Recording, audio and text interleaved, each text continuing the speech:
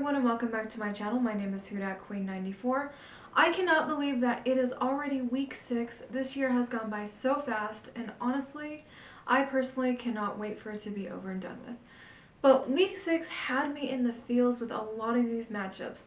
There are no more undefeated teams, if you can believe it or not. The 49ers lost on a missed field goal. Jalen Hurts cost his team the game with a last-minute 6 picks. The Chargers and their controversies with these paid actors, which, to be honest with you, as an actress, I kind of want in on the deal. Anyway, the Giants are just... What can you honestly say about the Giants? I like the Giants. I actually really do like the Giants, but talk about mismanaging the clock. Ay. Oh, and the entire NFC South lost. So it feels like it's shaping up to be one of those seasons again, and I dread those seasons. Speaking of which, we have a game to talk about. So without further ado, let's go ahead and let's dive into it. Let's talk Saints at Texans. Alright, so in the first quarter, the Texans get the ball to start, and the Saints force a punt with 11:21 to go. Carr pitches it to Kamara for a big gain. Another big run by Kamara puts the Saints in Texans territory. Groupie attempts a 50-yard field goal on what would be a promising drive and misses with 6:45. Stroud throws his first interception of the season to Zach Bond, who fumbles the ball, giving the ball right back to Houston. Stroud throws a 34-yard pass to Noah Brown that puts the Texans in the red zone. Stroud throws a touchdown pass to Dalton Schultz with 3:41 left to go to give the Texans a 7-0 lead. Carr finds an open Michael Thomas for a 16-yard pickup. Carr throws to Shaheed for the 34-yard score with 13 seconds left.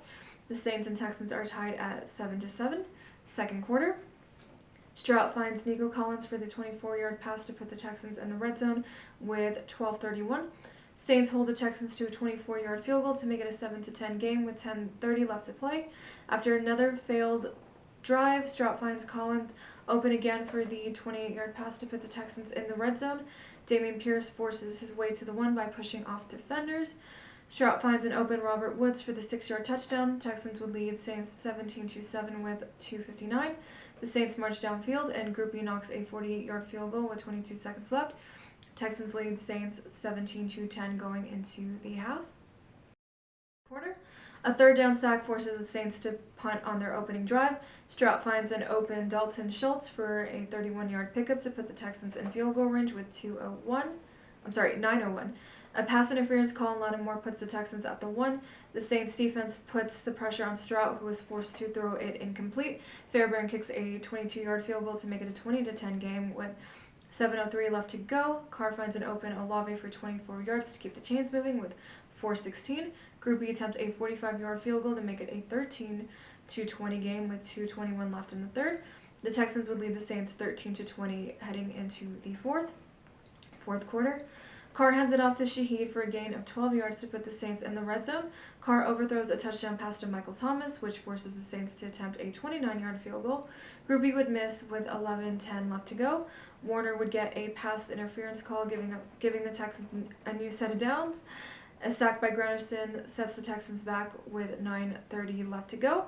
Carr throws a deep pass to Shaheed for a 59-yard pickup with 8:07 left to go. Carr throws a quick pass to Kamara, who was stopped short on 4th and 4 with 4:40 left to go. Stroud overthrows a pass to Noah Brown, but Adebo gets a pass interference call, giving the Texans a new set of downs with 3:06 left to go. The Saints bring pressure and force the Texans to punt. The Saints get one last opportunity. The Saints go for it on 4th and 10. Carr goes deep for Thomas, and it's ruled an interception. The Texans beat the Saints 20-13. Alright, so... wow. Just wow. There's a lot of blame going around for this game. Some blame coaching, some blame Carr, some blame Groupie, some blame the entire team. But who really is to blame for this loss? Well, if you ask me, honestly, I think it's on the entire team, but particularly on offense. The Saints had the entire fourth quarter to match the score not only once, but 2 opportunities at the end of the game to either get a touchdown to get a touchdown and force overtime, or get a touchdown and possibly go for 2. But I feel like the play calling was too conservative and just overall a mess. I don't really know what's going on in Pete's head most of the time. That to me is a puzzle. And I feel like DA just gives him the benefit of the doubt in certain situations. It's weird because the Saints can manage to get downfield. They have no problem getting into the red zone. What the Saints lack, or what the Saints are allergic to, is actually scoring touchdowns when they're actually in the red zone. When you're actually in the red zone and you fail to score touchdowns constantly, that is a major, major problem. If Groupie had made his field goals and it was like a 19-20 game, perhaps the play calling would have been much different because all we would have needed was yet another field goal. I'm so tired of the Saints kicking field goals. But the whole point is to score touchdowns, not really rely on a rookie kicker. I mean, poor kid, but he isn't absolved of anything in this situation. But it comes down now to Carr. I like Carr, I really do, but let's face it, he's not a clutch quarterback by any means of the word. He had an opportunity to get a first down on, I believe it was a 3rd and 2, had he actually ran out of bounds. He didn't see that. Now, maybe it was just me, maybe it was from my vantage point, but I feel like he had a clear window to pick up the first instead of looking for someone downfield. He's got to know to make that decision. Instead of trying to find someone open downfield, if you see an opportunity to pick up the first down to keep the chains moving, that's what you want to do as a quarterback. And if Carr missed that opportunity, that is a major problem. But Carr has the arm strength. We know that now. He threw a 52-yard pass to Shaheed, and I honestly thought it was a punt. Then again, I was also at the bar, and I wasn't quite paying attention at that point. But he has an arm, and he threw a 34-yard touchdown to Shaheed. So we know that Carr can throw, but I feel like when it comes to these critical moments, he's like a chicken with his head cut off. Every single pass he threw was off target at the end of the game when we needed to tie this game. You know, why would the Saints go for this big touchdown, with time still on the clock at the 30-yard line? Football is strategic, right? So I'm failing to see exactly what the strategy is here. Another thing I wanted to say, something that I see circulating around Saints Twitter, something I wanted to mention, is that I do find it amazing how many people are willing to cut Carr some slack, but were brutally harsh on Andy Dalton because they were crying Winston the entire season. Andy knew he wasn't wanted here, but the guy did his job, and really the only game that Andy Dalton cost us was that game in Arizona. Now, I may have been getting lit in Vegas, but I absolutely remember that game. Either way, Dalton was not that much worse than Carr has been performing this entire season, and Dalton did it with receivers who couldn't catch in a terrible, terrible division. Now, I'm not saying anything really. I'm not really trying to stir up controversy. I do like Carr a lot, as I mentioned, and I feel like if he can get it together and he can get his arm strength back, there is a chance. That said, he is underperforming and not living up to high expectations. That's the point I'm really trying to make. And what is crazy about this loss is that the Saints had better numbers than we did against the Patriots. Olave had 96 yards, Rashid had 85 yards, Taysom had 49, Michael Thomas had 45, Kamara had 68 yards rushing, and Carr threw for over 353 yards. We dominated in total yards, and yet we only had 13 points to show for it. Isn't that just a bit bizarre?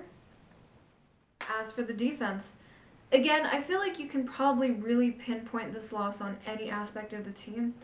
I mean, Zach Bond, when you get an interception and you decide to give the offense better field possession rather than take a knee, please hold on to that football.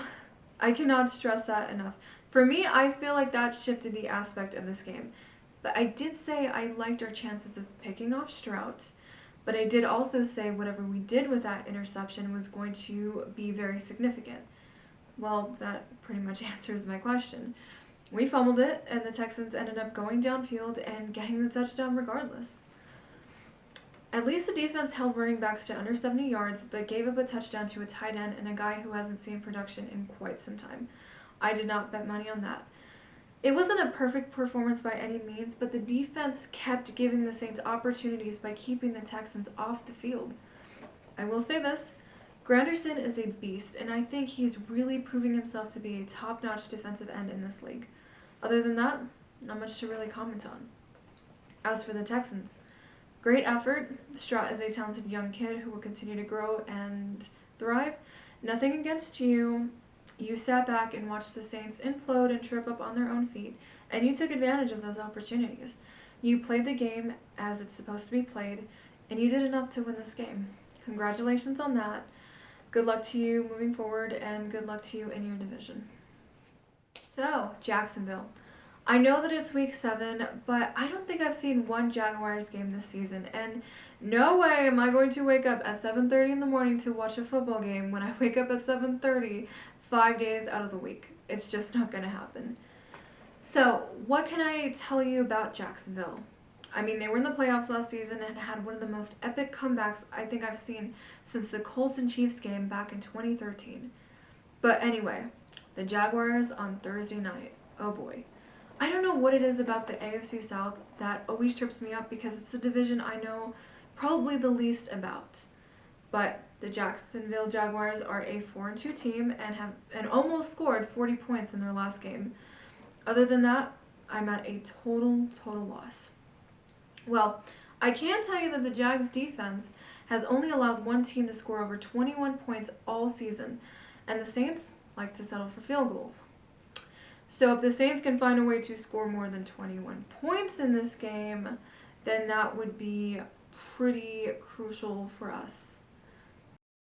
The Jaguars like to blitz and bring a lot of pressure with Josh Allen, the defensive player Josh Allen, so he could pose a threat as he's had 2 forced fumbles on the season and 7 sacks. The O-line has cleaned it up slightly, but they have to ensure that Carr stays untouched. The Saints need to keep doing what they're doing on offense, which is running the football with Kamara. And I know that the Jaguars' defense matches well against running backs, but Kamara is on another level since he is the Saints' running game. I don't know what role Jamal will play, if any at all, but we also do need to get Miller involved and give him a chance to really be a part of this team. Also get the receivers involved like we have been doing, but also include the tight ends. And I do keep forgetting that Taysom is listed as a tight end, but get the real tight ends involved, like Foster Moreau and Jimmy Graham. But the biggest key factor on offense is getting the touchdowns over field goals. We need to score in the red zone. I cannot stress that enough. That should be our biggest and #1 priority going into this game. But if we can manage to run the ball well, get someone else involved other than Kamara, use the tight ends, don't throw picks, and give Carr time in the pocket instead of allowing sacks and scoring over 21 points, we have a really good chance on offense. So, Trevor Lawrence. He's having an okay season, nothing too stellar, 7 touchdowns to 3 interceptions. The question is whether he will play and if his role will be limited. I don't want to speculate, but for this video, I'm going to state that he is playing. If it's a knee injury, I assume they will run the ball more with their running back Travis E., whose last name I will never ever get right, so I will not attempt it. He had 55 yards rushing and 2 touchdowns last week, but 136 yards against Buffalo. So I can imagine he'll probably be used a lot in this game, but the Saints have a really great run defense. Trevor has weapons. He has Christian Kirk, Evan Ingram, and Calvin Ridley, who is no stranger to the Saints. So if we can bring the pressure onto a banged-up Trevor Lawrence and get some sacks and some turnovers, deflect passes, which are things that, the Saints are really good at, we know that the Saints are good at, then I think that this is a favorable matchup. Just try to keep them off the field as much as we can. Now, do I think that the Saints can score more than 21 points in this game? I do. I think that it's absolutely possible. But if the Saints go in playing the way that they did against Houston, then expect less than 16, honestly. We desperately need this win, and we need to play like we desperately need this win. We are 1-point favorites and own the series matchup at 5-2, whatever that means to anybody. Either way, those are my thoughts on this game. Once again, my name is Queen94. I am also on Twitter under the name Jimmy Graham Superstar. So yeah, if you like this video, go ahead and give it a thumbs up. If not, it's totally cool, I understand. If you'd like to subscribe, I'd greatly appreciate it. Just hit that button down below. So yeah, thank you so much for watching, and go Saints. Baby. Okay, bye-bye.